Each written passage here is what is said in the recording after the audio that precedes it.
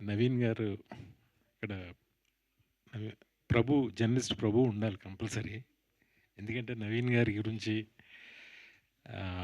వాళ్ళ నాన్నగారి గురించి విజయ్ మాధవి ప్రొడక్షన్స్, బొబ్బిలి పులి సినిమా దగ్గర నుంచి అన్నీ తెలిసింది ప్రభుకే.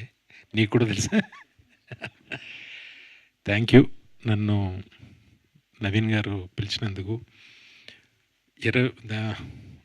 నాకు ఏదో ఒక నాస్టాలజీ. నేను అసిస్టెంట్ డైరెక్టర్గా, అంటే కో డైరెక్టర్గా నేను పనిచేసిన నా ఆఖరి చిత్రం ఒడ్డే నవీన్ గారు హీరో. ఆయన సినిమాకే పనిచేశాను. ఆయన సినిమాకి పనిచేస్తుండగా నాకు ఆది సినిమా వచ్చింది డైరెక్టర్గా. అది బెల్లంకొండ సురేష్ గారే తీశారు నవీన్ గారితో. ఈయన సినిమాకే నేను స్విట్జర్లాండ్ వెళ్ళినప్పుడు నాకు ఎన్టీఆర్ పరిచయం. కానీ ఆదికి నాంది నవీన్ గారి సినిమా, అక్కడ పనిచేయటం వల్ల అది వచ్చింది. Thank you. నన్ను ఎంతో ప్రేమగా, ఎంతో ఇష్టంగా, ఎంతో ఇదిగా చూసేవారు నవీన్ గారు. ఒకరోజు ఆయన కెరియర్లో ఆయన చేసిన 90% సినిమాలు, 90% కంటే పైనే ఆయన ఇష్టంగా చేసినవి కాదు. అది నేను ఆయన మనసులోకి దూరి నేను చెప్పగలను. ఎందుకంటే నేను పనిచేసింది ఒక సినిమా అయినా కూడా ఆయన చాలా మదన పడుతూ ఉండేవారు. ఏదైనా సీన్ వచ్చినప్పుడు ఏంటిది ఇలా ఏదో పాపం ఒకలా రెస్ట్లెస్గా ఉండేవాడు ఆయన. నాకు అర్థమయ్యేది అది. ఒకరోజు నేను అనుకోకుండా ఒక సీన్ ఏదో రాశాను. ఇది ఎవరు రాశారని అడిగాడు ఆయన.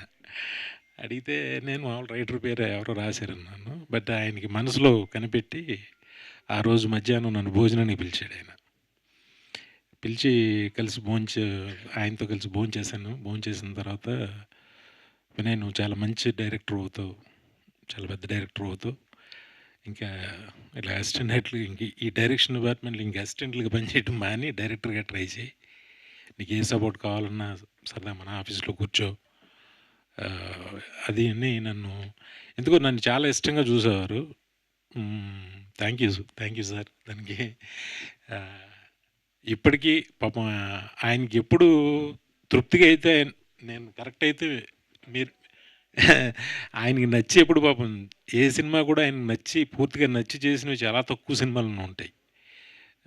ఎందుకంటే ఆయన ఫ్యామిలీ బ్యాక్గ్రౌండ్ కావచ్చు, ఆయన పెరిగిన విధానం కావచ్చు, అప్పటికి ఆయనకి తెలిసిన, ఆయన చూసిన సినిమాలు, ఆయనకి తెలిసిన ప్రపంచం, దానికి ఈక్వల్గా అప్పుడు ఇక్కడ ఎవరు లేరు నిజంగా.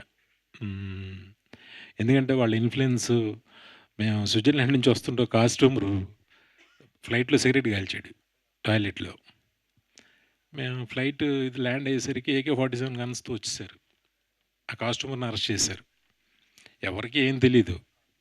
చెన్నైలో జస్ట్ ఒడ్డే నవీన్ గారు ఎవరితో ఈయన జస్ట్ ఒక ఫోన్ కాల్ చేసి మాట్లాడారు. వెంటనే బయటకు వచ్చాడు. ఓ, ఇంత ఇన్ఫ్లుయెన్స్డ్ అయినా అనుకున్నాను నేను అప్పుడు. కానీ ఆయన వెళ్ళాల్సిన స్థాయికి వెళ్ళారని నేను అనుకోను. కానీ ఈ సినిమా పెద్ద హిట్. ఎక్కడి నుంచైనా ఆయనకి నచ్చిన సినిమాలు, మంచి సినిమాలు రావాలని మనస్ఫూర్తిగా కోరుకుంటున్నా. ఈ సినిమాతో ఫస్ట్ టైం డైరెక్టర్గా వస్తున్న కిషోర్ కమల్ కానీ అందరికీ, టీం అందరికీ మంచి సక్సెస్ రావాలని మనస్ఫూర్తిగా కోరుకుంటున్నా. అన్ని సంవత్సరాల తర్వాత నేను అప్పుడు మానేసిన తర్వాత మళ్ళీ నిన్నే ఆయన ఫోన్ కాల్లో ఆయన వాయిస్ వినటం, ఆయన్ని చూడడం. అప్పుడు ఎలా ఉన్నాడు, ఇప్పుడు అలాగే ఉన్నాడు ఆయన హ్యాండ్సమ్గా. All the best sir. Thank you.